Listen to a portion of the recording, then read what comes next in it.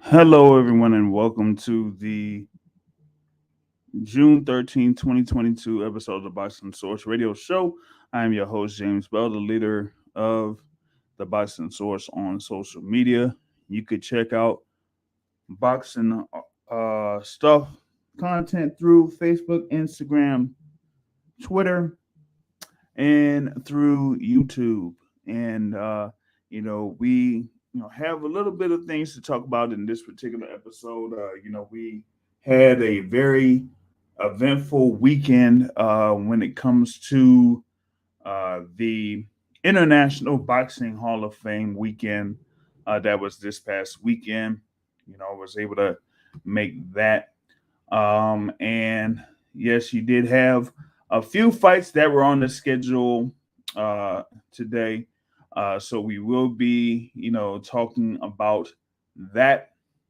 And then also looking ahead to the unification bout that will be taking place on June 18th over in New York City. And we also have a couple of fights to mention that did take place on Saturday night. And what we're going to do is we're going to open up with one of those bouts. This, took place in Madison Square Garden. You did have a pretty much a showcase of Puerto Rican fighters there at Madison Square Garden, part of a top-ranked card that was televised by ESPN. And the headline bout was Edgar Berlanga versus Roamer Alexis Angulo. That's right, Edgar Berlanga, who has the nickname of the Chosen One, came in there with a record of 19 wins, 0 losses, 16 of those wins by way of knockout. Of course, he had his last three fights after a string of 16 consecutive stoppage victories within the first round. He has now had, up to this point, 3 consecutive decision wins against Damon Nicholson, against Marcelo Caceres, and then against Steve Rose before having this bout against Roamer Alexis Angulo. Angulo came in there with a record of 27 wins and 2 losses. He is noted for being a world title challenger, facing David Benavidez back in 2020 at the Mohegan Sun Casino in Uncasville, Connecticut, where he ended up being stopped within 10 rounds. Shout out to War a Week Radio Network joining us live here on this discussion or this live podcast here, this entry for June 13th, 2022. Just wanted to touch up on the action that was on ESPN first through the Edgar Berlanga versus Roamer Alexis Angulo fight, where you had Edgar Berlanga pretty much headlining the Madison Square Garden Theater around Puerto Rican Day weekend, basically. Of course, Berlanga is from Brooklyn, son, and has the Puerto Rican background. But they're trying to get some momentum behind Edgar Berlanga to get the fans there behind them and stuff like that. He did have one previous fight against Steve Rose at that theater in Madison Square Garden back in March, where that fight went a full 10 rounds. So like I was saying before, I mean, those 3 consecutive bouts where it went, the full scheduled rounds after having those string of victories by first round stoppage, or knockout. And, that kind of like changed up the expectations for Berlanga, in some eyes, as far as like, what his potential could be there in the super middleweight division. But those 3 previous bouts where he had a decision victory, and then here he goes up against Alexis Angulo, who had a bout against David Benavidez a couple years ago, and then after that faced Carlos Galvan and Santo Domingo before this bout. So, we're going to this thing here a little bit, but I want to get in the newly elected president of the Deontay Wilder fan club joining us here early, Mr. MBO Matthew Brown.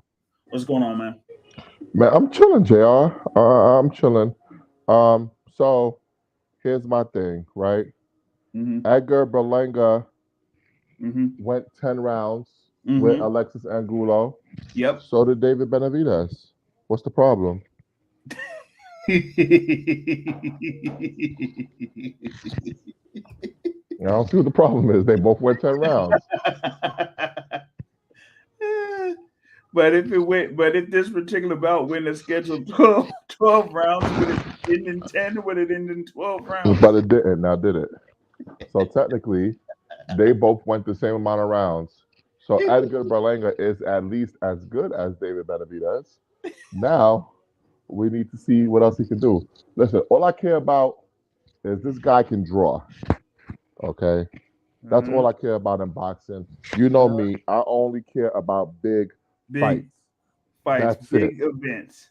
Yeah. So if this kid can draw, who the fuck at Top Rank decided that they wanted him to step up in competition?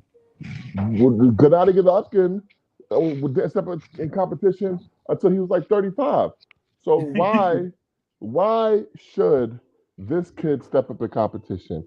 They should have him go on a Bill Goldberg like streak, be like 100-0 with 95 knockouts, Mm-hmm. kicking ass, taking names, fighting once every month against the number 54 page on BoxRec.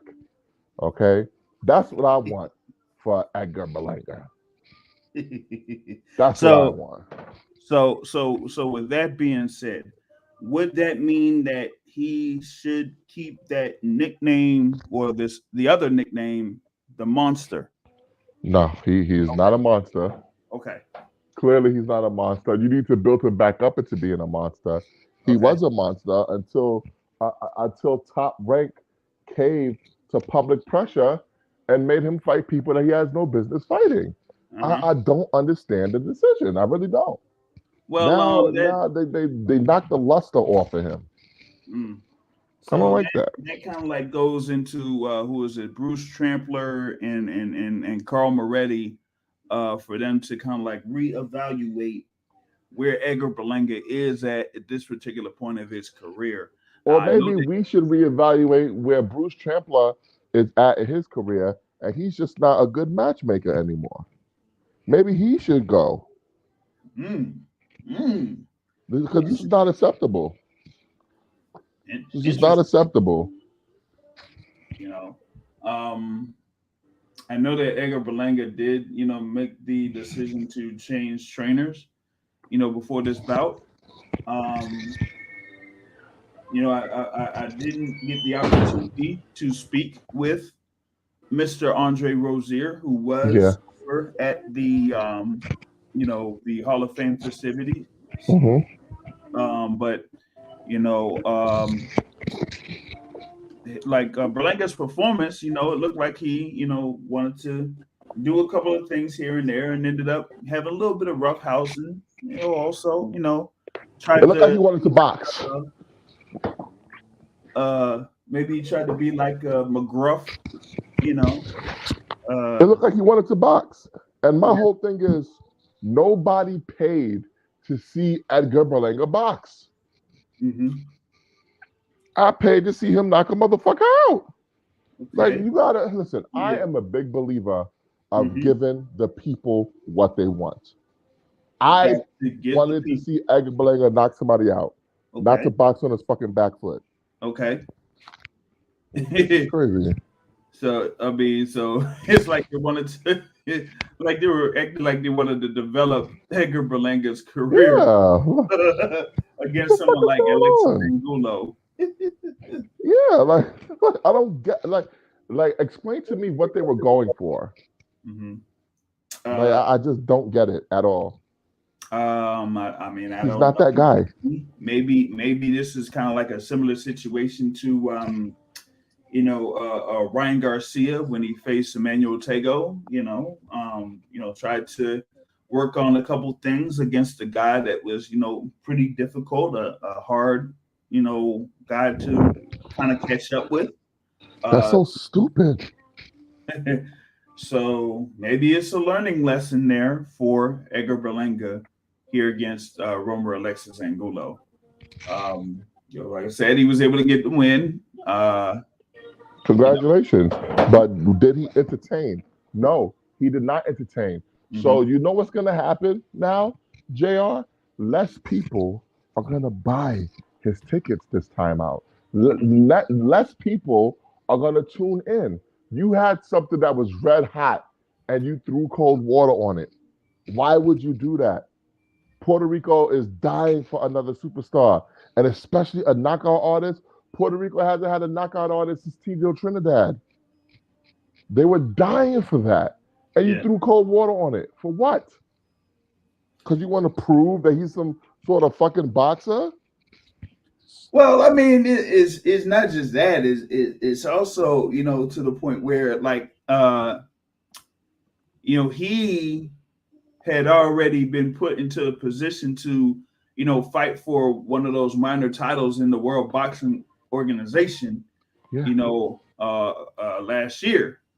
And so he has like that version of a super middleweight title. And now it's like, okay, why are you putting him up there against these guys that are like, pretty much experienced in bigger fights, or against fighters that are of a, bigger stature?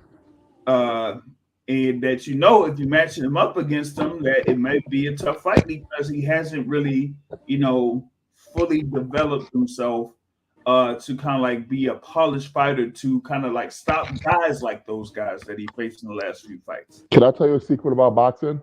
All right. These fucking belts are meaningless. No one gives a shit about the belts. That's just for show. So if he had a little belt, that's only for show. That's it. Why should he have to fight real competition anytime soon? Who is he trying to impress? Like, what are they trying to put him in position for? And why would you even do that in between trainers? No, put him in position to get a belt against a bum so he can flash the belt around and claim he's a champion. Trick the people. That's what you got to do. I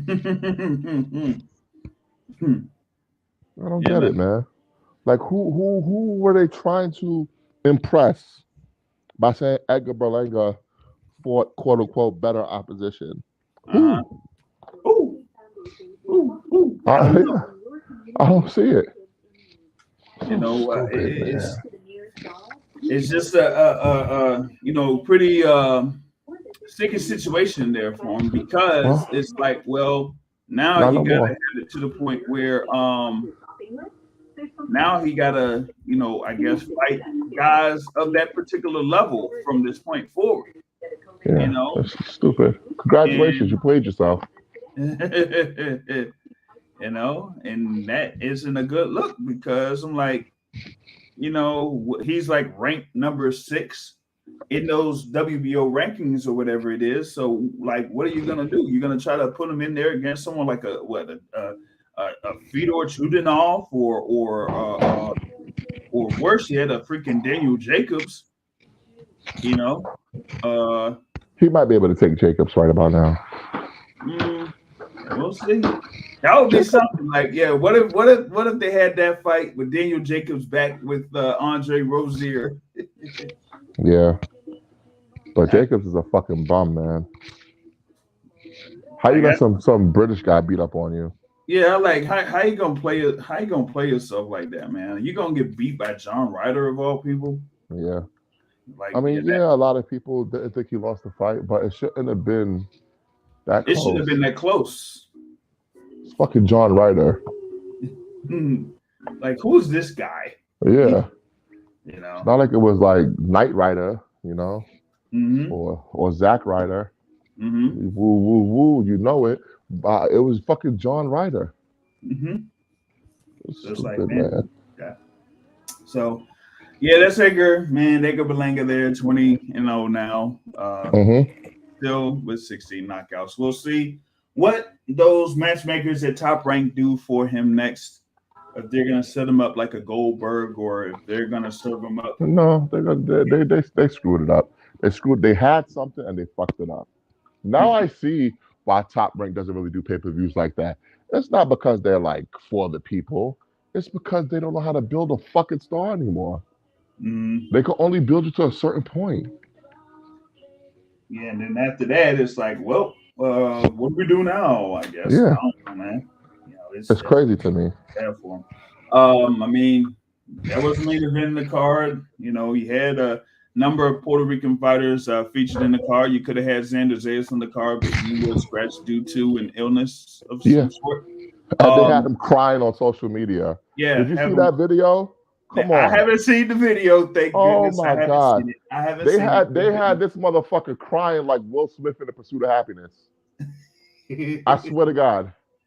Like, I thought that this dude lost like his whole life savings in a fire. I thought he lost everything. Was it? I kind of heard from other people that did see the video that it was really bad. I asked if it was Oscar De La Hoya level or not. I don't know. No, this was horrible optics. Horrible optics. They're like, who in the world, who said for him to like, who okayed this? Yeah, who approved this? Who cleared this to happen? Yeah, it's bad. So because of that, fucked up all the Puerto Ricans, all in 1 month. Yeah, pretty much in 1 month or a couple weeks. Or, I guess, man. Like, Zayas is supposed to be actually the guy, the prospect, the Puerto Rican prospect. And, now he out here crying like a little bitch.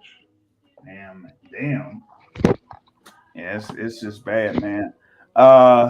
So as a result, you had moved up to the co-feature bout, super featherweight encounter between Lebron and Lebron.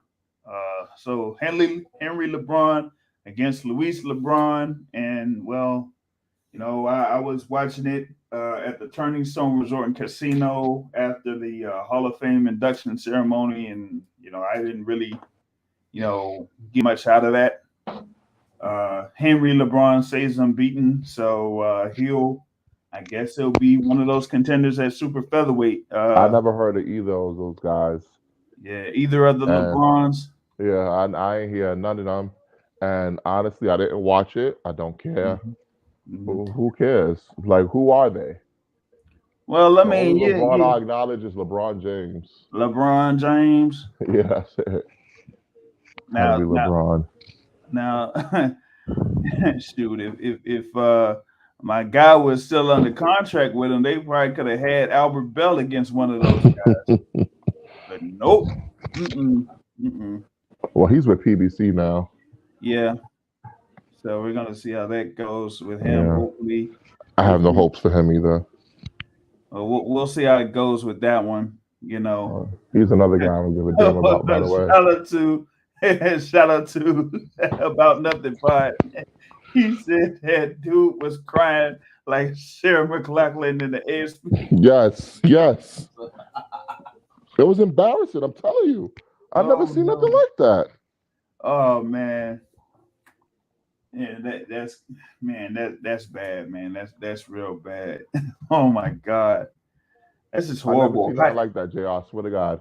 Like, man, like, how are you gonna go? Like you said, how are you gonna just mess up all that momentum for Xander Zayas like that by having him be on camera crying that he couldn't be in a fight? Like he was in the arms of an angel. He right. That was like a Sarah McLachlan shit. Like cue the sad music or the violin music or something. One of the little hungry African kids. I will remember you. What the fuck? In the arms of an angel. Oh no. Yeah, I guess it was that bad, man. It was. I'm telling you, I was like, what is this? Hey, somebody said they couldn't understand it because it said that dude Xander Zayas defied the laws of gravity because he said they saw him crying tears but instead of going down, they were going up. I was like, it was like, whoa, what is going on here, yo? And that was wild, yo. Yeah, it was. But the other thing on the top ranked card, I guess they had this as a highlight. Dakota Linger scores a TKO victory over Josue Vargas, pretty much like almost knocks Vargas through the ring or something like that. So Vargas, I guess they say it was like a tough break for Josue Vargas or something, man. Man, he got his ass cooked. Yeah, because he had that fight against Jose Cepeda at the theater last year where it was like a whole bunch of back and forth John in that one. Yeah. And then he ends up getting knocked out in the first round. Yeah. Honestly, really enjoyed that. That was great stuff. Because the referee, man, he was gonna let that fight go on forever. Mm-hmm. He was letting that boy get his ass whooped. I love that. So it would be the opposite of what I was talking about at Hall of Fame weekend, where I asked the referees like, when is the best time to judge when it's good to stop the fight, or whatever it is. What did Jack Reiss say? That fucking bitch. What did he say? What was his fucking answer? Hold on, no man, he did kind of recollect or recite like what happened with Fury versus Wilder. He is such a bitch.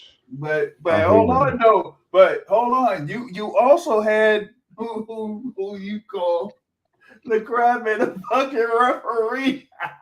Kenny Bayless was there too. Yes, Kenny Bayless was there. All the refs were there. Kenny Bayless, Ooh. Robert Bird. They're lucky I wasn't there. I'll tell you that much. No, man, you could have went, man. At least you could have went into the Hall of Fame, a little thing. You could have saw that would have turned violent. The purple robe of the bronze bomber Deontay Wilder, in the Hall of Fame, little house there. So, word? Yeah. I gotta post a pic here later on, though. Nice. So but yeah, that's mostly what went down there in that little thing over at Madison Square Garden Theater. You did have a little bit of a tribute to Puerto Rican fighters out there, and of course Miguel Cotto showed up to that, and then turned right around and went from New York City over to Kennesaw, New York for his induction. So, but we'll go into that a little bit later. But man, I ain't even gonna talk about a fight that happened between a middleweight that should be fighting for a world title, but didn't want to necessarily fight for a world title because they wanted to be part of this own deal. So I'm gonna skip that. Let's look ahead to Saturday night. Madison Square Garden once again, another top rank telecast. Main event, unification bout. Artur Beterbiev versus Joe Smith Jr. for the WBC, IBF, and WBO light heavyweight championships. The Clan rally. Joe Smith Jr. 28-3. Artur Beterbiev 17-0. Of course, Beterbiev has stopped every single fighter that he has faced so far.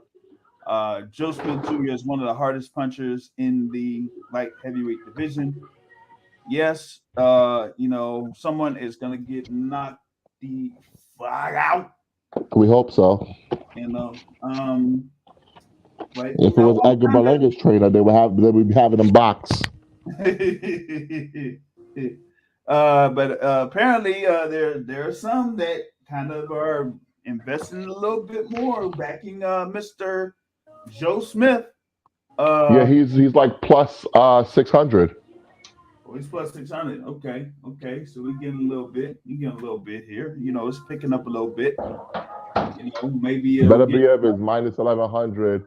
He is minus 240 by knockout.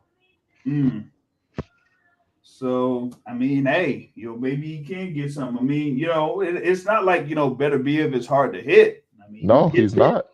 You know, he gets hit. He gets hit a lot too at times.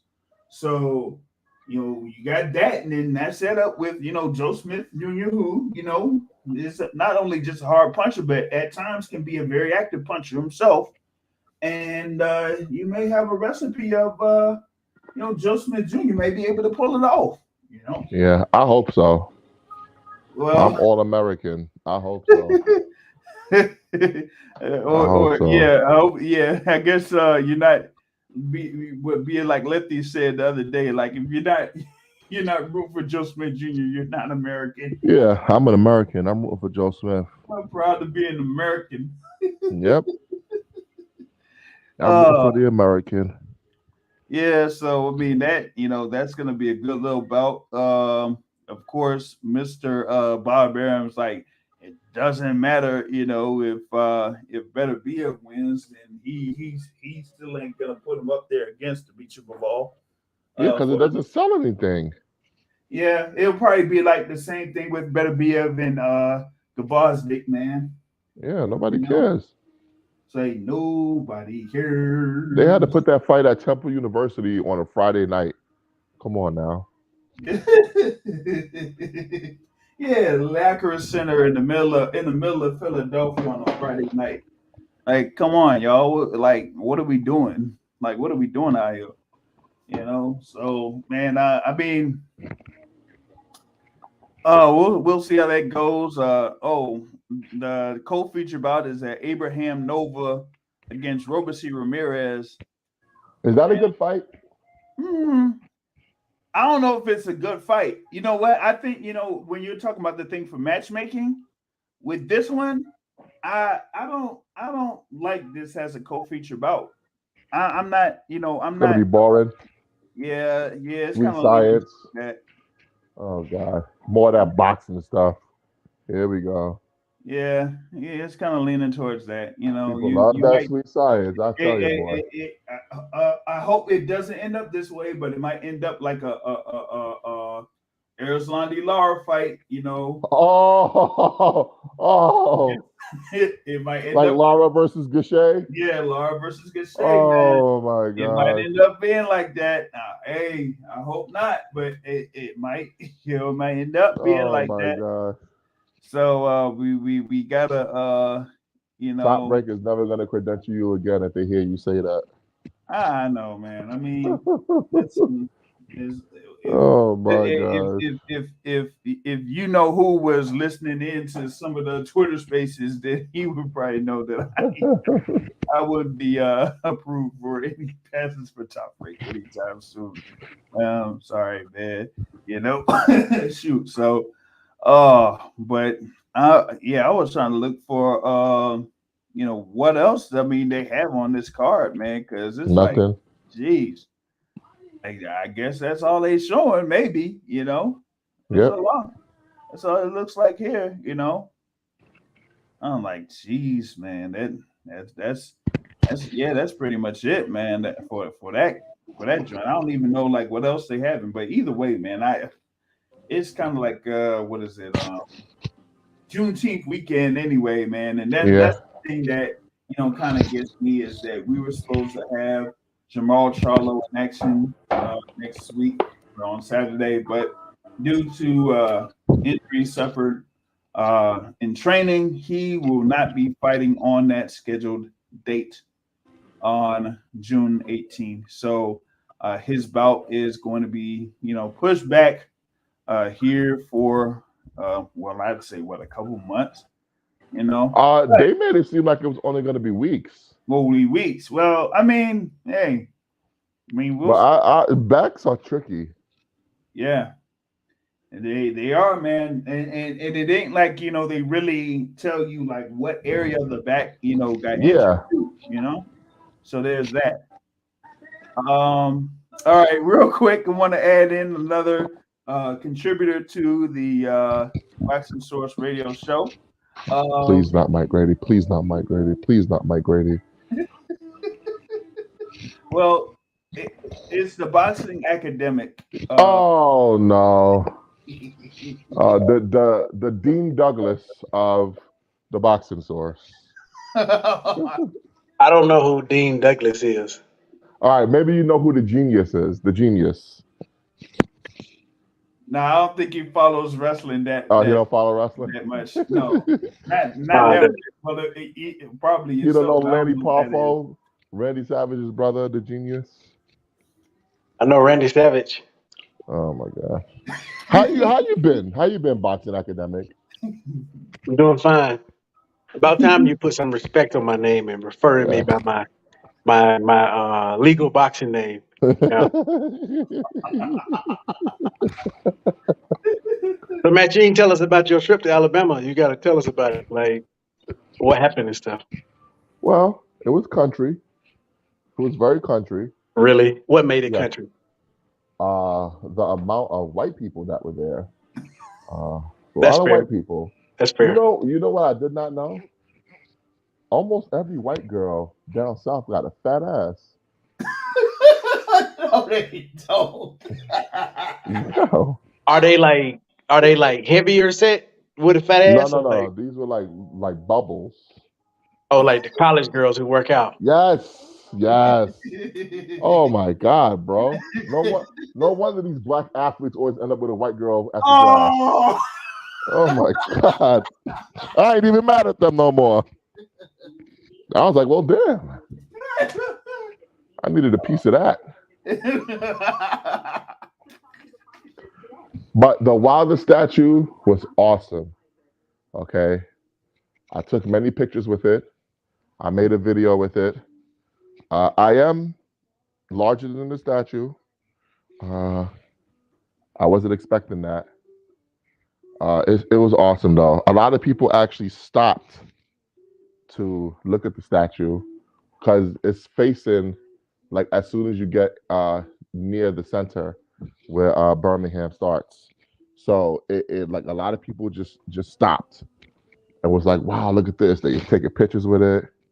It was awesome. You know, it was great to see the future Hall of Famer, Deontay Wilder, get his flowers while he's still here to smell them. oh, well, speaking of that, before I transition into the Hall of Fame weekend, because they say that he will, eventually be inducted in the He International will Boxing be. Hall of Fame. So within what is it, 2028 maybe, would you either fly to Syracuse or make that 4.5 hour drive in the darkness, in the absolute darkness of those roads of Interstate 90 to go to Canastata to see Deontay Wilder be inducted? Hell yeah. Hell yeah. Listen, I'm not the boxing academic. I'm actually a real Wilder fan. You know, the boxing academic probably still hasn't seen the statue yet. You know, and he's only 2 hours away. He You could you drive want to right know there. something, Matt? You want to know something? Why? When you've been to greater than 3 Deontay Wilder fights, then you tell me about a fucking statue, okay? Listen, the statue is where it's at. Okay, the I statue got is something to something tonight. I've been that is. to probably 4 fights, if I can think of. I've been to 3 for sure. Well, guess Might have what? been. I'll be at the next one. Now, will you be at the comeback fight? I mean, depending on how much it costs, See, you Hey, see, wow. you see. Hey, Wild is big time. I unless I win the sweepstakes or something, I don't know if I can afford it. So you was going to Wilder fights where he was fighting in like the ECW arena for $10 a ticket. But Nah, now that nah, he's making a nah. little bit of coin, Hey, you don't want to go. when Deontay Wilder was fighting, what was it, the brawl at the mall? Exactly. No, I was at Madison Square Garden in New York, and I went to one in Los Angeles, and then one in Birmingham. It might have been. What did he fight twice in Birmingham? For sure, I know one he fought in Birmingham. Yeah. Wow. Legit fights: Las Vegas, Los Angeles, Birmingham. You know what it is. Just make sure you're at the next fight. Hey man, I mean, Tell him to give me a hookup or something. I just, these fight tickets getting a bit expensive. You got it. Yeah, I man. mean, Well, so like, Jay already put me on the payroll to cover a fight. Listen, I heard the boxing academic is getting a lot of money. Hey, you need to stop spreading rumors, buddy. That's what I heard. Heard you live in that compound out there in ATL, y'all. Y'all go see him. That's that rumor report. Yeah, that's a rumor report. Oh man. But did you watch Berlanga this past weekend, Mike? I mean, boxing academic. What'd you call me? Because I don't know if you called me the boxing academic. I don't know if I did. Did you watch Berlanga this past weekend? Man, I watched that snooze fest. Okay, so you thought it was a snooze fest too. First of all, did he actually win the fight? I stopped watching it. Like I was like watching it, but wasn't watching it. It was sort of like hard to like follow. Maybe because it was later too. Yeah, it didn't start till after midnight. What's his name? The Jaime Munguia fight was the best fight, at least of the ones I saw. Oh yeah. Wow. You don't think so? No, I'm talking about you actually watched Jaime Munguia fighting the karate. I mean, Jimmy Kelly or whatever it is. Jimmy Kelly was quietly winning the fight, and that boy looked pretty good. Jimmy Kelly looked good until he got knocked out. Oh, here we go with that shit again. I that is my pet peeve with boxing fans when they say shit like that. Oh, they say it's competitive, and he was giving a good effort until he gave it a go. He gave it a great effort. He was slick. He looked like he sort of looked like Caleb Pavlik, but he moved sort of like Caleb Plant. A poor man version of Caleb Plant, sort of. He got a little boogie in him, is what you're saying. Yeah, you could tell he Don't. I knew you were gonna no. Not Juneteenth week, please. Oh, that's what this is. Okay, you're right. Oh man. Hey, anybody can have soul. James Brown bestowed that upon anybody. He allowed anybody to be able to have soul. Okay. Yeah, but they ain't super bad though. That's right. That's right. So shoot. What's going on in boxing anyway? Anybody care about this AJ deal? AJ still fight? I mean, the thing is like he's signed. He got his little management team, 258 management, and the thing with DAZN is it's not like it's really that much that they spending anyway off of their overall budget for Perform Group. Like they've done stuff with Canelo and with Golovkin and that type of thing, but that type of budget isn't really that much off of what they completely have. So I mean, if he goes forward with this type of deal, I mean, more power to him. They're able to make money globally off that, cool. But I don't think they're gonna make money off of it. Thing about it is that you gotta basically have a plan, for Anthony Joshua, from this point forward. As in, like, you gotta say, hey,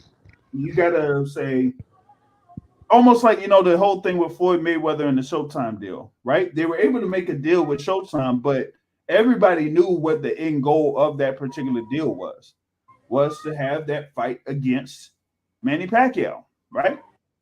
So here with Anthony Joshua, what is the end goal? That's a good question. Dillian White? Like, I don't get it. I don't see how they're gonna make money off of this deal. Not that I give a shit if the DAZN makes money, but I think this is the end of the DAZN, to be honest with you. I don't think so. We know he ain't gonna fight Tyson Fury. He probably very likely ain't gonna fight Deontay Wilder. Those fights are dead. The DAZN has already shown that they're not willing to play ball. Those fights are dead. What does play ball mean? The thing about that is, right, is that what they got to, well, actually, it's not really maybe DAZN, it's really Eddie Hearn in this case, is that he has to understand that you as a promoter, if you're going to actually be the promoter for these particular fighters, that you have to put them in position to have the most lucrative fights possible. Like you said, you want to have big events. You know what I'm saying? You want to have big events. So Anthony Joshua versus Tyson Fury is an event. Anthony Joshua versus Deontay Wilder is an event. Anthony Joshua versus Alexander Usyk, a Not rematch. quite. You know, it's almost like, you know, Canelo It's such a big event. Alvarez. They're moving it to Saudi Arabia. And they're moving it to Saudi Arabia. So it's like, what are you doing? You know, it's almost like actually, to me, doing something like that, even with the second Ruiz fight, it's almost like it's an exhibition fight. Yeah. Like you're selling it to the highest bidder instead of, you know, putting it at a place where, you know, at least more of the fans that would be actually interested in the bout would actually go for it. You know, and strategically, you're not even putting it in a spot where you're going to get a lot of pomp and circumstance. Yeah, because these Arabs, no offense, they're not going to be a raucous crowd. Mm-hmm. And where's going to be the ring card girls? They're all going to be wearing burkas and shit. Come on, man. You ain't gonna be nothing. Like you ain't even putting it in like a venue that would be, you know, more towards Alexander Usyk, you know. Yeah. Of course you can't have it in that country, but at least put it, you know, somewhere. Why not? Have that shit right on the battlefield. Yeah. That'll be very excited. Let's see if they can survive 12 rounds and survive a missile. Nah, man. I mean, I think they've had, you know, fights in the past, in the 60s and 70s, in war-torn countries and stuff like that, you know. I mean, the Thriller in Manila was in Zaire, it was called Zaire at the time. No, the Philippines. You're thinking of the Rumble in the Jungle. Yeah, Rumble in the Jungle. Yeah, what am I talking about? Yeah, so I mean, Ali Foreman was, you know, there in Zaire, man. Like, come on, man, they can do it. Like, they can do it. You know, get you know what I'm saying? You want to? They can do it if they get creative. Right. You know, you actually put it in a spot that ain't, you know, really all too active with that type of stuff, and yeah, you can pull it off. You know what I'm saying? Listen, they need those ring card girls from the Don King card. Because when I tell you, I saw vagina lips falling out of them shorts. I don't know where Don King. I don't know where he found them girls at. But everything was popping out. I was like, God damn, Don King know how to put on a show. Oh no. Don King is a man's man. Wait, so they had chicks out there better than who was it that you were talking about? Virginia Sandhouse. Yeah. They wasn't that sexy, but they were wearing whore uniforms. I'll tell you that much. Those girls were whores. I feel very comfortable saying that. No. Those girls were whores, man. Oh Lord. What the hell's going on here? It was that bad. Dang, man. Dang. I ain't mad at it. Only in America, baby. Yeah, man. Don King doing his thing at 90. Oh, geez, man. Well, I mean, you had to. Daniel Dubois celebrate a KO victory over Trevor Bryan, and now he wants to call out like he wants to challenge all the belt holders or whatever it is. Whatnot. I'm like, come on, man. You got busted up by Joe Joyce, man, by a jab. Who are the belt holders? Tyson Fury and Alexander Usyk. Oh. Yeah. But he also called out Dillian to fight AJ. White. That's who he need to fight, AJ, so you can see. He needs to fight Dillian White. I think he could beat Dillian White. I don't know. Yeah, I think he can. I mean, he got a good uppercut. Thing is, Dillian White sees to the hit, you know. So as long as you know, like FBO said, as long as you have a good uppercut. Yeah. Kid's got a good uppercut. It's like Dillian White has no defense for the uppercut and hasn't had one in years. So why not? Oh man. But, But yeah, that's pretty much, that's most of the action or, talk there for that. But, like I said, I was over out in Canastota, New York on the 10th, 11th, and 12th, whatnot.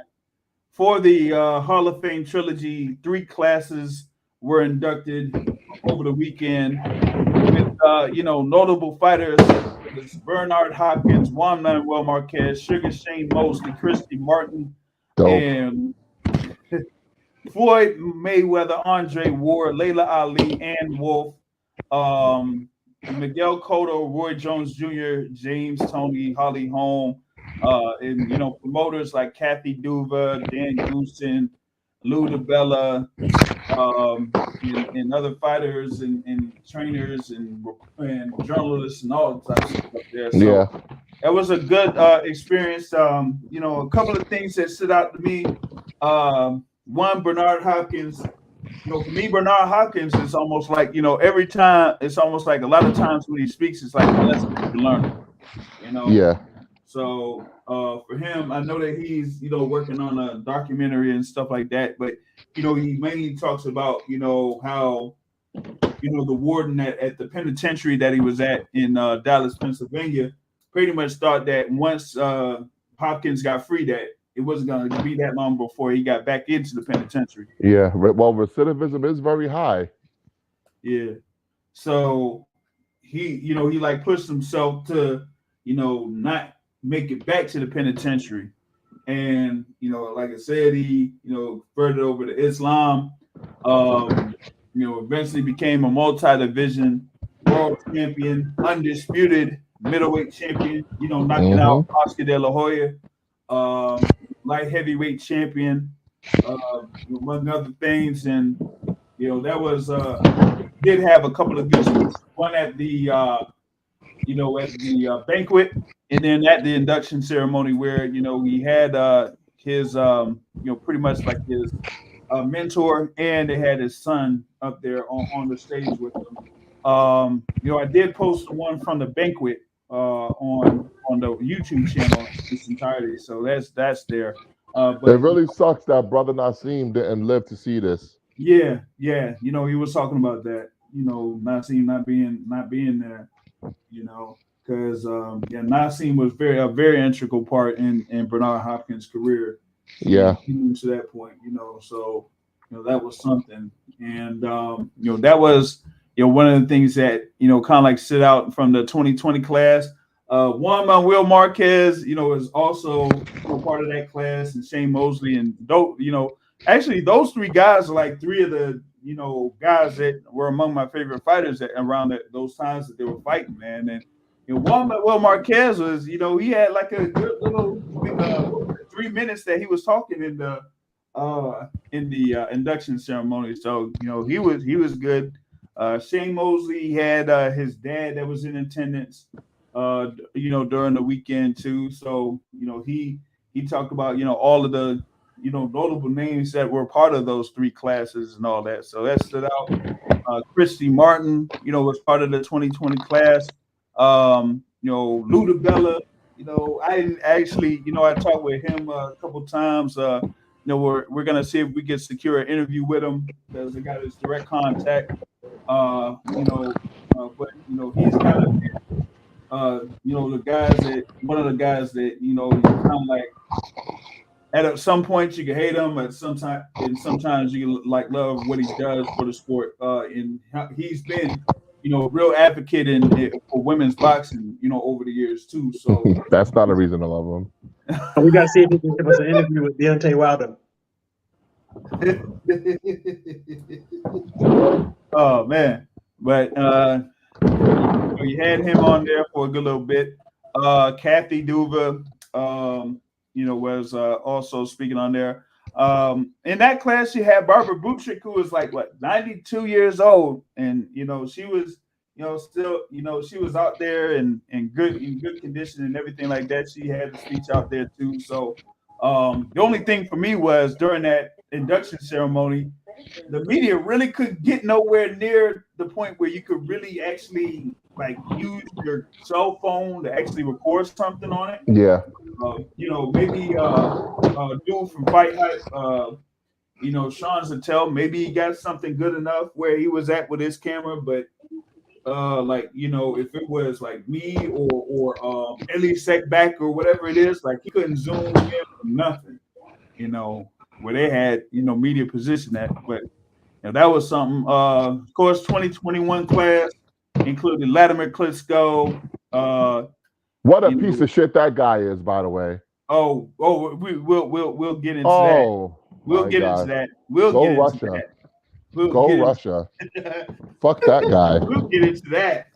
Of course, Layla Ali, yeah. Ann Wolf. Ann Wolf was, you know, she, you know, kind of like was surprised about the amount of, you know, attention and respect that she, you know, was Oh, they getting love over the her. course of the weekend. You They know, love her. yeah, they do. They do. And you know, they'll. I guess she didn't like, you know, realize that until, you know, that particular time. She's a Um, legend. yeah, yeah. I mean, you know, I posted the pic with you know, me and her after the you know, that was like after the bakery. It was almost like we had like a same outfit on or something. Yeah.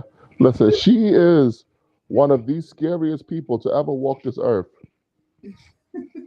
But I mean, she had been through a lot, you know, getting Yes. to the point where, you know, she was, because she kind of like talked about that story about, you know, her like being at a crossroads, you know, at a Mm-hmm. younger age, and she was just trying to figure out like what direction to go to, and I'm she, just glad she got so much love. And I'm glad yeah, that her and Layla were able to be friendly and cordial with each other. yeah, yeah. Because I don't even see where the beef started with them. I don't know either. I don't know either. Um, and you know, she was talking about, you know, like getting to that point where she had to fight, and basically she just said, I mean, she fought like she fought because she didn't really want to get to back to that point where she was. Yeah. And you know, that's the thing about, you know, being hungry and getting to, you know, to the point where you can be a Hall of Famer. And she's like, she like feel like she realized like she made it. She really made it, right? I hope she realizes that she's a legend and a lot of people love her, man. Oh yeah. She did. She kind of, you know, realized that, you know, like I said, I gave her props after the banquet and after the induction ceremony, and you know, she, you know, took a lot of pictures with the fans out there and things like that. So that was good with that. You know, before I get into Ward and Floyd, there was another, you know, woman that was part of the class of 2021 in Marion Trimyard, and she is like, you know, one of the, you know, like one of the legends there, because she like fought back in, what was it, like the 60s and 70s. She had won like one world title, but it was like a trophy at that particular time, and she, Wow. you know, you know, at that time still was like trying to, you know, fight inside and outside of the ring in order to actually fight. Yeah. And she had, you know, recited a poem that kind of like reflected on that. And she had her speech where, you know, she thanked, you know, various people, including, you know, her, caretaker that was with her. And, you know, after it was all said and done, you know, the guy, one of the master of ceremonies, not for the induction ceremony, but it was a banquet at the time, but he came out and he announced that, you know, I know it's Mauricio Suleiman and the World Boxing Council, but they ended up, you know, giving her a WBC belt. And Nice. when she was given that WBC belt, she was just overjoyed with that. Like, I'll post the pictures. I was able to get a few pictures when they did it, and she was just like, oh my goodness. And That's great. you know, after that ceremony, she, you know, I was able to catch up with her, and I said, you were just, you know, really surprised and really happy that you got that belt. And she told me, she was like, when she was fighting and she got that trophy, you know, over the years, eventually there was one point where she ended up losing that trophy. So she Yeah, really didn't have, anything anything. that kind of like, stamped, what she did. So Almost for as if her she to never get, existed. yeah. So for her to get that belt was like, okay, now I have something that says, I'm a champion, and this shows that I'm a champion. So, I thought that like kind of like stood out really, actually Props to overall to me. Mauricio for that. Yeah, I thought that stood out to me. You had, of course, SOG Andre Ward. Ward, of course, undefeated since like 12 years old. Uh, multi-division world champion. And I know that we kind of like go over the thing with Floyd Mayweather, and of course he has his like saying that he left the game with all of his faculties. Yep. But that's something that Andre Ward kind of like said himself, even though he had the thing with the injury or whatnot. But he said he left the game when he wanted to, and that nobody else could tell him, when to leave the game. But he also, gave homage to, the three people they looked up to: Roy Jones Jr., Bernard Hopkins, and Floyd Mayweather. And he gave the reasons why, he looked up to each one of those people, and it was, something where it's like he, at the same, he gave homage to those before him, and also, what he was able to do at, his time when it was his time. So, It's about time he stopped hating on Floyd. yeah, that was the thing too, right? And then for the induction ceremony for Floyd Mayweather, you had to have, of course, the classic or the classy Jimmy Lennon Jr. Yes. Who to introduce him as the undisputed pay-per-view king, Floyd Monday Mayweather. That's dope. But I mean, he did it well. He kind of did it. He did the intro from the Mayweather Pacquiao fight on the Yeah. In the banquet, and then just did the formal introduction for Floyd Mayweather in the actual ceremony. And this time, Floyd Mayweather didn't cry in this one, but he said, listen, I gave props to everybody last night, but tonight I'm gonna talk about me. I was like, oh boy. But even in the banquet and in the induction ceremony, he did say smart investments. And in the That's funny. banquet, when he said smart investments, I swear I nearly just dropped to the floor, man. I said, man, I knew he was gonna say that shit. I knew it. I just knew it. I mean, did he not make smart investments? But he did. That's the thing about it. I'm like, listen, I left the game and I made smart investments, and I'm a billionaire. And all these haters talk about, like I waste money. But you see what I do. You see all my properties, you see all my investments, and look at me now. I'm like, but one thing he was talking about was that he had, it was like the plaque or whatever it is for the Hall of Fame, and then the ring for the Hall of Fame. And he said that, he was going to give the ring to his dad and give the plaque to his mom, because he said, if it wasn't for them, there wouldn't be no me. So, I thought that was technically he's right. I thought that was Scientifically, he's correct. Yeah, scientifically he's correct.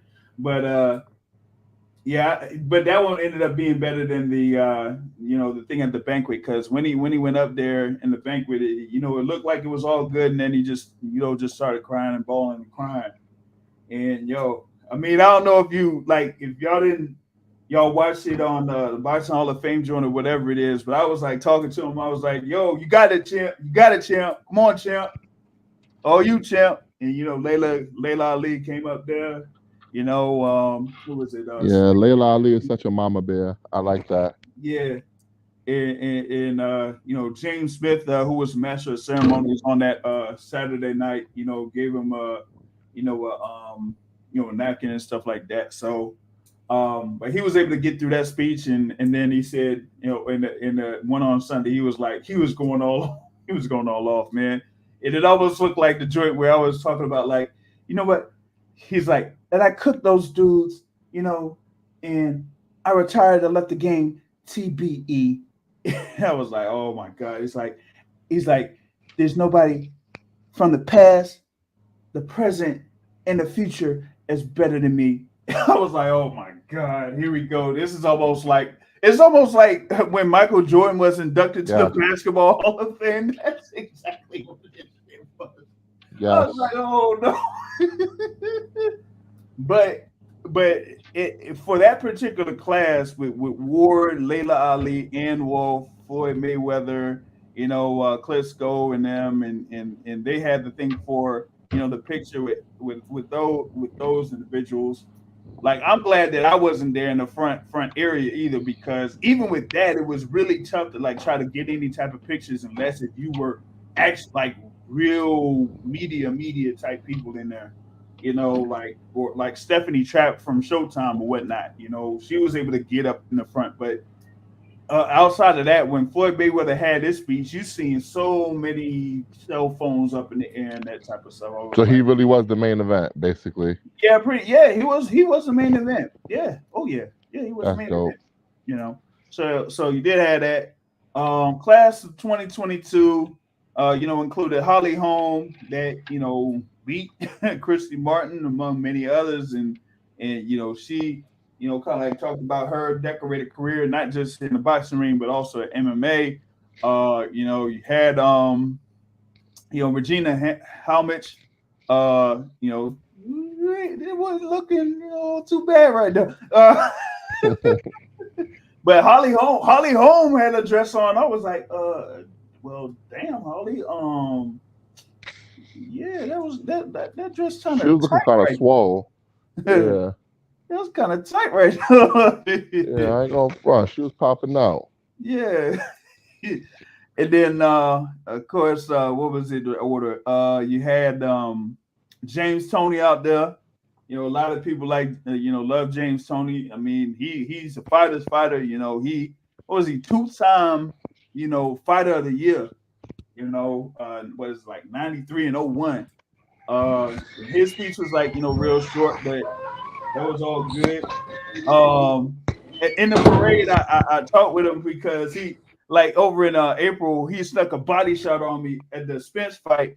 And he was like, man, I'm gonna get you back for that body shot. He's like, when I did that? And it's like back in April. It's like, I forgot. But he was pretty he was straight. And then of course you had I don't know why they did it in this order, but they had, after James Toney, they had Roy Jones Jr. And of course Roy Jones out there doing this thing. I did this, and I was back, and then I went up to heavyweight and beat Ruiz, and I became heavyweight champion of the world, and then I went back down, but it was kind of like that.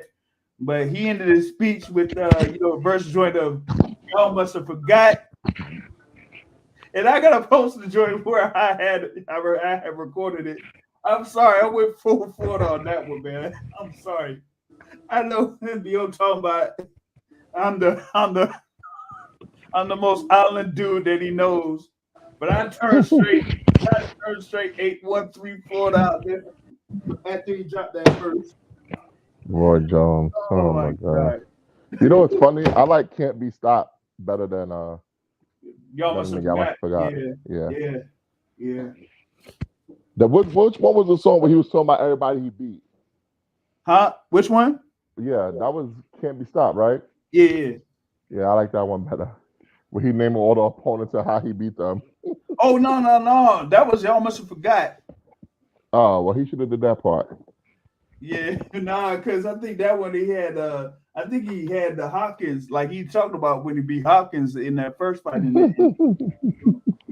I don't know if you wanted to do that. And then they had Miguel Cotto. Miguel Cotto is only up there for like 2 minutes, 2.5 minutes, or something like Good. that. He shouldn't even be in the Hall of Fame. Oh no! Yeah, I said it. He shouldn't be in the Hall of Fame.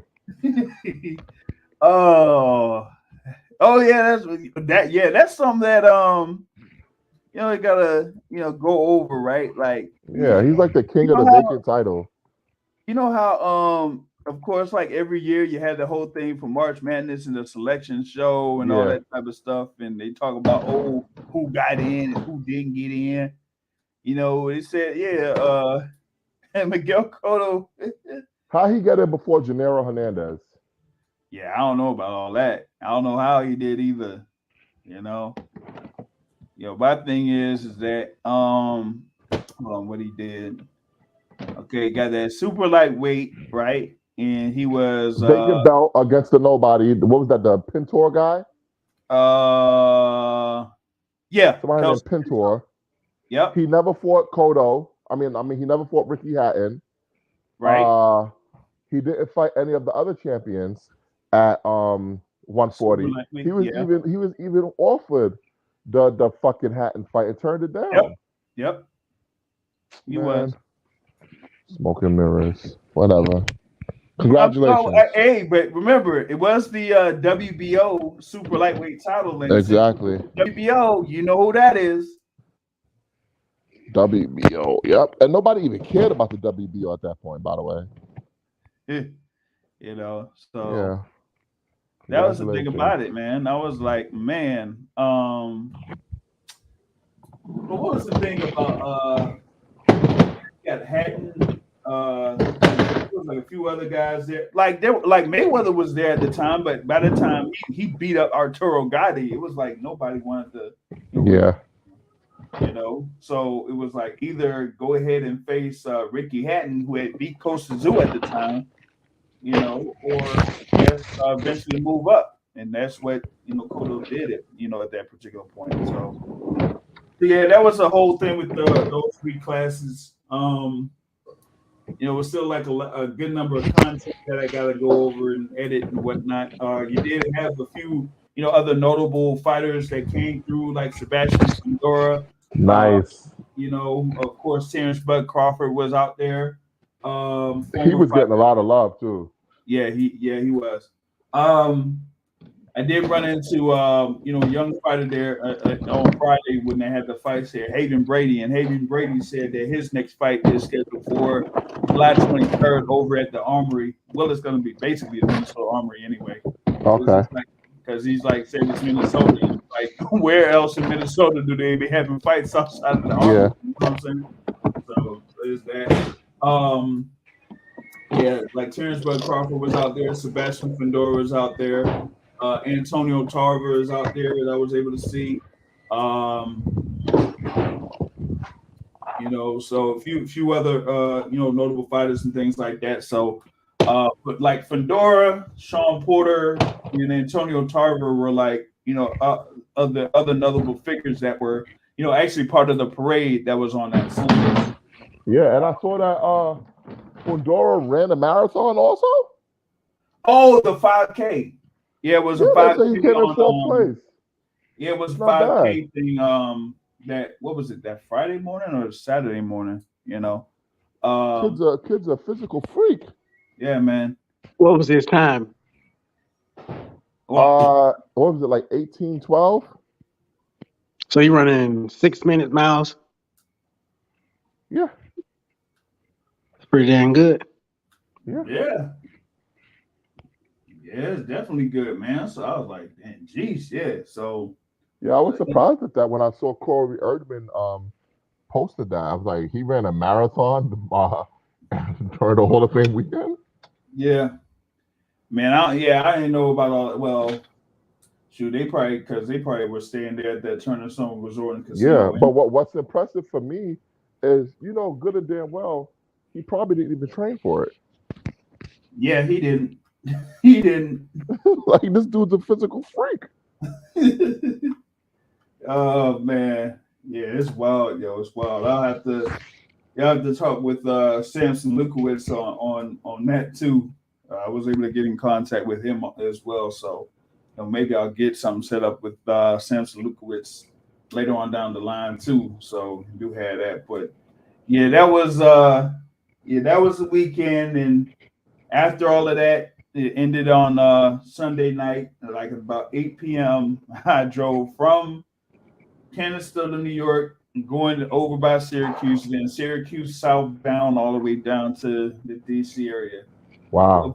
Avoiding deer that were on suicide missions out there on the road and stuff like that. And hardly any street lights anywhere. Was this your first time at the Hall of Fame? Yes. Is this something you would do again? No. No. Because and the reason why is because I mean the location is just, you know, you only have, you know, the casino, and then you might have a couple of hotels here and there. You might, you know, have a DAZN across the street from the Hall of Fame, or, you know, a Penta Inn across from the Turner Stone Resort and Casino. So, like, for that particular weekend, you're gonna have, you know, those room prices be like really high for a place that you wouldn't really visit on the regular anyway. You know what I'm saying? So it's like, and you know, to go back, it's like you got to have a reason to go back. So it's like, okay, you know, it's the Hall of Fame, so for to be inducted into the Hall of Fame that you would go. And, you know, and I could imagine how high those prices were since they knew Floyd was going to be there. Yeah. So they said Floyd rolled like 70, 80 deep. Yeah. Well, usually, yeah, because he had, well, at least he had about like 35, 40 people out there in the crowd for him. You know what I'm saying? So it was like, damn. So like having any of those hotels out there, it was like, nah. There's like a good number of people that were like media or whatever it is. They stayed over in Syracuse, and Syracuse is like another 20 miles from there or whatnot. Oh, you know wow. what I'm saying? So I was like, nah, like if you can't stay like in Canistota, or, you know, over there by Turning Stone Resort and Casino, you would have to be about 20 or 30 minutes out. I'm like, nah, man. Like, bro, like not I'll say this, like I'll say this on record, right? So I stayed out in Syracuse, you know, for those 2 days, and the Friday night, you know, when they had those fights on Showtime, you know, of course, with, you know, George Arias that was able to get a win by decision, and then Bahadur Jalilov had every single round to get the knockout. Like when I drove back, listen, man, what was it like? What was it? The Hills Have Eyes, or Project? Or, this motherfucker's about to run into Leatherface out there. Yeah, man. Listen, bro, because when I went back, I didn't go back on the interstate. Oh man, listen, if you run out of gas.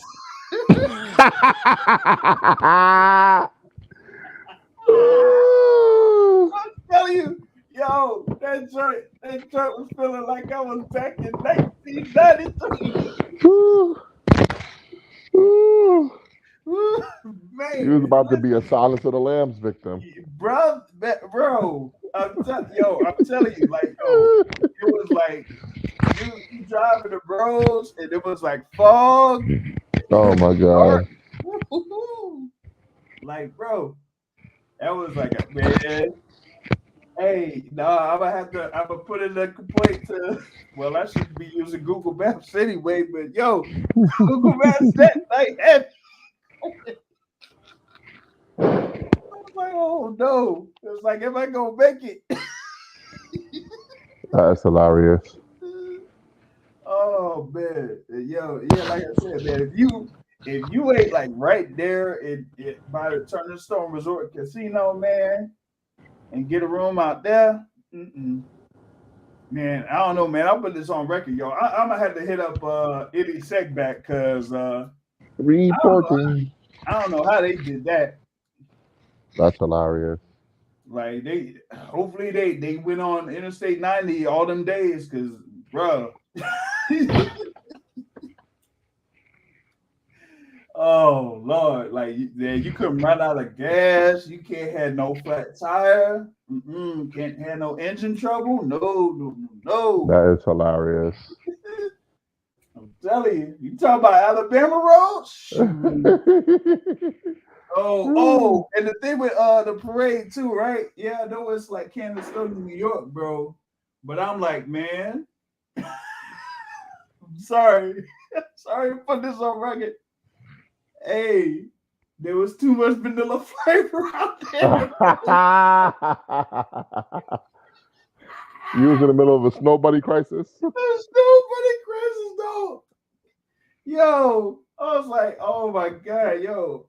Yeah, I mean, I did see a couple of chocolate drops, but come on, son. Oh my god, it was horrible. It was horrible, dog. It was horrible. Oh man said he ain't never going back. Yeah. Tell me. You don't have one fighter you'll go back for that could get inducted. I'm thinking, I really can't think of like. What if Shawn Porter gets inducted? Good question. I mean, you got to go for him because there ain't no way his ass getting in the Hall of Fame. So if he gets inducted, you're right, and yeah, I'll hit you up on that one too because I like posted a picture on there, with him by the sign. I'm like, yeah, we'll see, but I'll y'all drop something on that because I think that. Well, for me, in the welterweight division, like he fought everybody that there was to fight in the welterweight division in this era. So I don't know if they'll give him enough credit for something like that, but it just depends on. I just don't understand how Gotti's in there. So if Gotti's in there, right? Come on. But it just, but the thing about it is though, is that the Boxing Hall of Fame, in a sense, is almost like the Baseball Hall of Fame because it's controlled by, a certain amount of the media and the fraternity. So, if they have a special liking towards some fighters or baseball players, and they'll put them in the Hall of Fame, even though, from an eye test, you may not think that. Yeah. So, so I had to see like how that's going to work out for Shawn Porter. His first opportunity would be in 2026. But yeah, like after that, we'll see. But I think not like he has to go in as a fighter though. So, nah, come on, he got to go in as a fighter. I know, but hey. Well, he gonna go in as a Ring City broadcaster? Come on, man. No, man, no. He gonna go in as a podcast host? Hey, you know what? I did actually think of something though. I was like, y'all got all of these things here. You got things for fighters, you got things for trainers, you got things for promoters, managers, what else? Like journalists, and stuff like that, like actual titles. And I'm like, what about photographers? I don't know. Is JR gonna be in the Hall of Fame? I'm gonna be like, hey, JR having Hall of Fame dreams. be the first photographer there that's the Hall of Fame. I was like, nah, that's man, funny. I can't do that. Maybe if they had a Hall of Fame for Caribbean festivals, they'll let you in. No! They'll let you in there. I don't know about the Boxing Hall of Fame though. Oh no, man. Maybe if they had something for photographers, they have to go back in time and put in a few from back in the days for their iconic photos or whatever it is. And then you got of course those that are in the business right now, like Stephanie Trapp or Sean Michael Hamm or Mikey Williams or somebody like that first before it'd be somebody like me, especially since I'm not necessarily one of those quote unquote official photographers that works for those promotional companies or the networks. Yeah, that you know what I'm saying. So And that would have to take some work. But even then, I like, to be honest, I really don't want to be like that type of photographer to like be ringside. You know what I'm saying? Because for me, I'd rather be at a point where, you know, I get not just the shot of, you know, the fighters and stuff like that, but also the crowd and how the crowd reacts to certain things. You know what I'm saying? Yeah. Like how the crowd reacted to Rolly Romero getting knocked out. or when you know, Jermall Charlo stopped Brian Carlos Castaño, you know, or the thing with I'm talking about with just this year. Those two, and then, you know, Errol Spence over, you know, your Dennis Ugas or something like that. You know what I'm saying? Yep. You know, that those type of moments you want to get like the whole scene. You know what I mean? Or like what was it? Like I think, well, it's not necessarily Mikey Williams, but he's kind of like, you know, attributed to that, like the top ranked photography team. Like when Terrence Crawford won the undisputed title, you know, when he was there in Omaha, Nebraska, over you know, the boxing academic's favorite fighter, Julius Ndongo. And Terrence Crawford knocked him out, and he had, you know, his celebration in the middle of the ring. Like those type of moments there is what I want to try to capture in these fights. So like being ringside, you might, you know, get something where you get a picture of, you know, maybe the punch that knocked somebody out or stuff like that. But I want to like get the reaction of the crowd, like saying "whoa" and all that type of stuff. You know what I'm saying?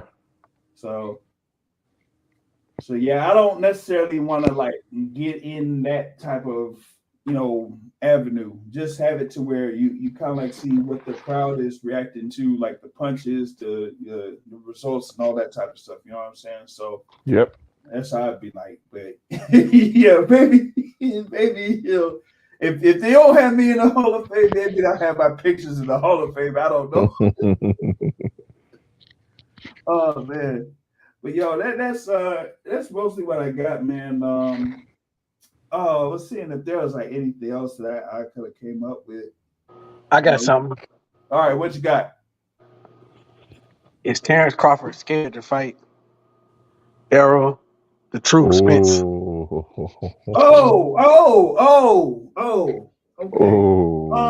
So on that note, I'll put this out there. While I was on the way to the Boxing Hall of Fame, or the thing for the events on Friday night, someone contacted me, and they had told me that the man that pretty much resides in the Dallas, Texas area has basically said that they're on a full go to have a fight for the undisputed welterweight championship. And that at that current juncture, there was a little bit of a hang-up of sorts from the other side. I knew it.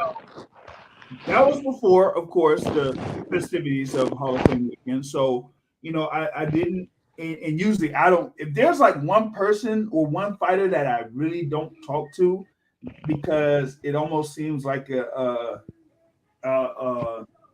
uncomfortable interview, it's Terrence Crawford. And for me, when it comes to this particular fight, I really don't want to talk about it to Terrence Crawford or to Errol Spence. I just wanted to just go as it is. Sign the fucking fight. And just sign it and just let it be, you know? So for me to kind of like hear from, you know, one side and what they're saying, and they're like really close to the Spence camp, I'm like, maybe Terrence Crawford meant what he said when he was talking about he is not really interested, or really is not, you know, kind of. He claimed he moved on. Yeah, he said he moved on. You know, like he said after the, you know, his win over Shawn Porter, he said like he moved on. So hey, If he feels like he really doesn't need the fight, I mean, more power to him. He'll never live it down. But you had the opportunity to have the biggest fight in boxing, happen this year. And, we've had, a couple of, kind of like hiccups of sorts here and there over the course of the past 3 years. But the thing about it is that there's one person that hasn't been 100% over the past 3 or 4 years that had a plan. But he had that plan because he was under the man with the plan. And when you're under the man with the plan, and if he has a plan for you, they're going to execute that plan. And it's only one other piece that, says that they don't, or kind of like slow for it. But, after, Spence Ugas, that particular event and the amount of money that was made for that particular event said, hey, you know what? Let's do this. Let's go. Yeah. Let's go. And so because of that, it's like, okay, we're full speed ahead. We can have this fight. We can have it. It don't matter. For me, I would say on my end, it wouldn't matter where we'd be at. We could set the venue. We could set the price. We're going to make the money. We're going to be able to pay the fighters. We're going to make the money at the gate. We're going to make the money at the pay-per-view. Everybody's going to make money off of this fight. Yeah. So now it's the time to strike for it. I don't think Crawford wants to fight. But I still think it's going to happen. He ain't got no choice. Yeah. He ain't got no choice. Where else Nowhere to run. Nowhere to go. Like, where's he going to go, man? Like, what boxing fan would let him live it down if he doesn't fight Spence? Well, actually, I could find somebody that would be. Now, the boxing media, maybe they'll find a way to blame. No. NBO, you know who I'm talking about. And Boxing Academic knows who I'm kind of talking about too. Oh, you talking about Charles? Yeah. I ain't gonna say nothing. I don't want to talk bad about black people. Not Juneteenth week. Not Juneteenth week. Yeah, I ain't gonna talk bad about black people. But I can't talk bad about them because that's stuff for another discussion. But man, his new name is Bomb Threat. That's his name. Oh no. We can't do that. We can't have Charles slander on the Source Radio His show. name is Bomb Threat.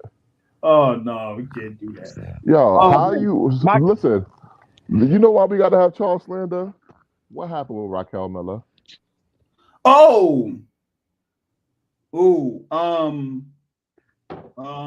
Because she specifically told me on Twitter she don't do no business with him no more.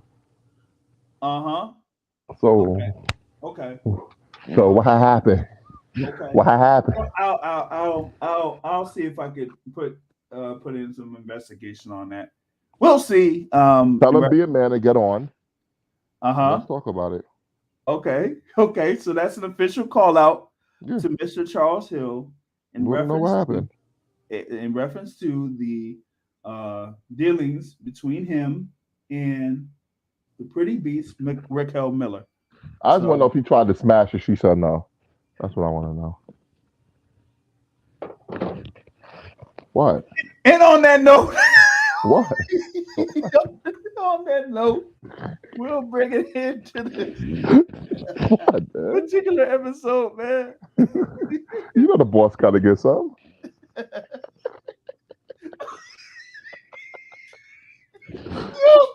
Yo, I don't know. Oh, God. Boss don't get something, nobody getting work. Oh, that's how it goes. Son, don't do that. Don't do that, man. Please. How it goes. No. All right. Yo. All right. We'll bring it into this one. June 13th, 2022. Oh, we'll get back at it next week, man. Oh, God. Like I say at the end of every show, folks, supported boxing is a hit, and I can hit, not to say the trade. On that note, folks, I'm out. Have a good day. Bomb squad, baby.